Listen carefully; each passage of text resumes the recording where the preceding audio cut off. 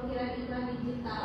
Yang kedua ada fragmentasi audiens atau audiens terpecah di jutaan kanal. Yang ketiga ada digital fatigue atau kelelahan layar. Poin pentingnya yaitu media tradisional seperti TV, radio, cetak, atau OOH yang berfungsi sebagai pemersatu pesan di tengah fragmentasi tersebut. Selanjutnya ada pilar pertama yaitu kredibilitas atau the trust factor.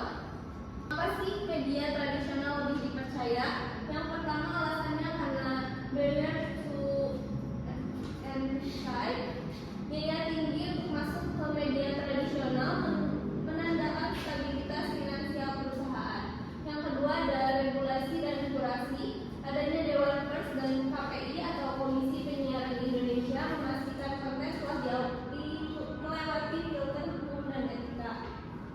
Lawan hoaxnya di era fake news, media cetak dan TV nasional tetap menjadi rujukan utama verifikasi informasi bagi masyarakat luas. Ada pilar kedua yaitu jangkauan luas atau massive reach.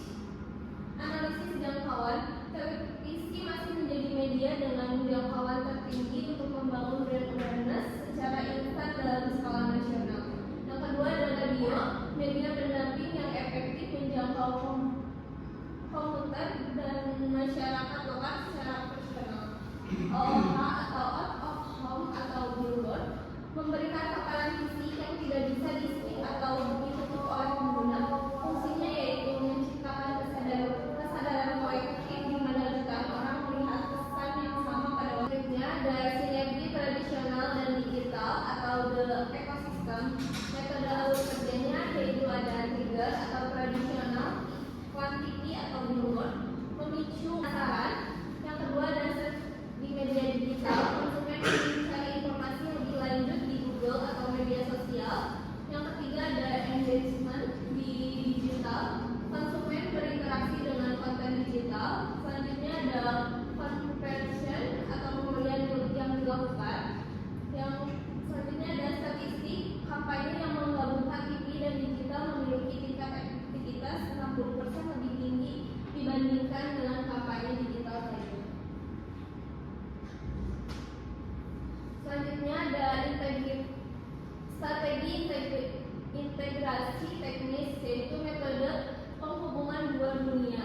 Yang pertama ada QR codes, mengubah media cetak atau baliho statis menjadi pintu masuk digital. Selanjutnya call to action atau CTA, sosial mengikuti percakapan di Twitter dengan hashtag seperti brand kami yang ditayangkan di iklan TV. Selanjutnya ada second screen experience, yaitu memanfaatkan fakta bahwa banyak orang menonton TV saat memegang smartphone. Studi kasusnya yaitu ada kampanye marjan di musiman atau di bulan Ramadan. Latar belakangnya marjan adalah pemimpin pasar sirup yang sangat bergantung pada media tradisional. Strategi IMC-nya di media digital. Tradisional, iklan TV dengan produksi layar lebar atau sinematik yang ditunggu-tunggu setiap tahun untuk membangun vibes Ramadan. Di media digitalnya yaitu potongan iklan atau teaser di YouTube dan tantangan membuat resep sirup di TikTok. Analisis kredibilitasnya yaitu konsumen merasa Ramadan belum tiba jika iklan marjan belum muncul di TV. Ini adalah bukti kredibilitas yang menciptakan tradisi budaya.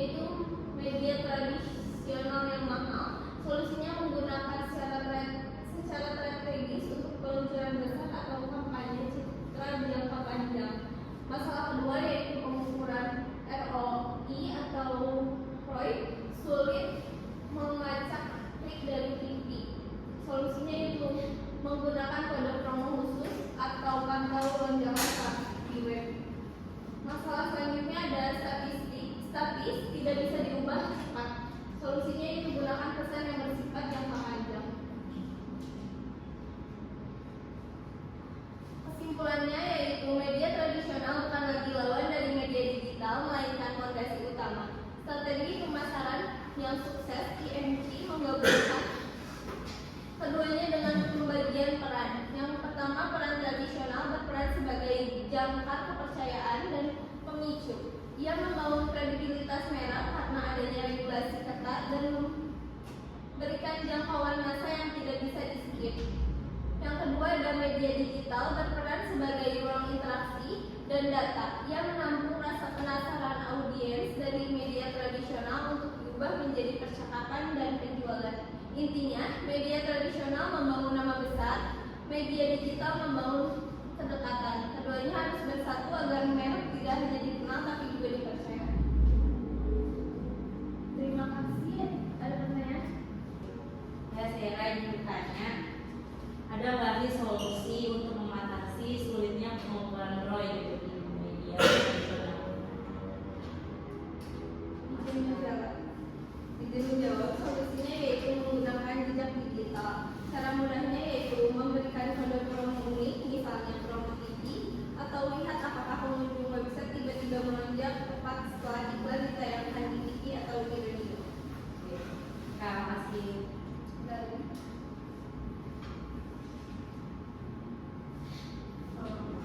Jadi menurut Kak Intan ini apa sih fungsi utama dari media tradisional dengan dan fragmentasi dari media digital? Fungsi utama media tradisional di tengah kebisingan dan fragmentasi media digital adalah sebagai jangkar kepercayaan. Di tengah banyaknya informasi palsu atau hoax di internet, media tradisional seperti TV atau billboard bertugas memberikan kepastian bahwa sebuah merek itu nyata, serius, dan dapat dipercaya.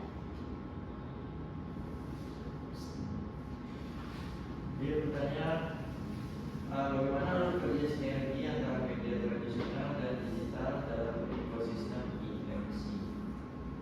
Baik, kalau kerja sinergi antara media tradisional dan digital dalam ekosistem IMC, yaitu dengan cara media tradisional adalah pemancing dan media digital adalah tempat berkumpul. Contohnya, kalian lihat iklan produk unik di billboard, yaitu media tradisional, lalu penasaran mencari namanya di Google atau Instagram, yaitu media digital, kalian akhirnya membeli atau bertanya di kolom komentar.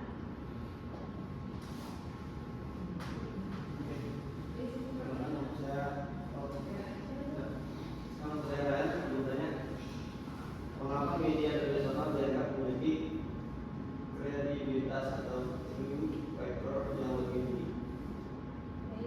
Media tradisional dianggap memiliki kredibilitas atau trust factor yang lebih tinggi karena mahal dan diawasi. Siapapun bisa pasang iklan di media sosial dengan modal yang kecil, tapi hanya perusahaan yang serius yang sanggup bayar iklan di TV atau di billboard. Selain itu, ada aturan hukum dan lembaga seperti KPI atau Dewan Pers yang memantau isinya agar tidak berbohong. Apa sih keunggulan utama dari out of home atau billboard dibandingkan iklan digital? Keunggulannya yaitu iklan tidak bisa dihindari. Iklan di HP bisa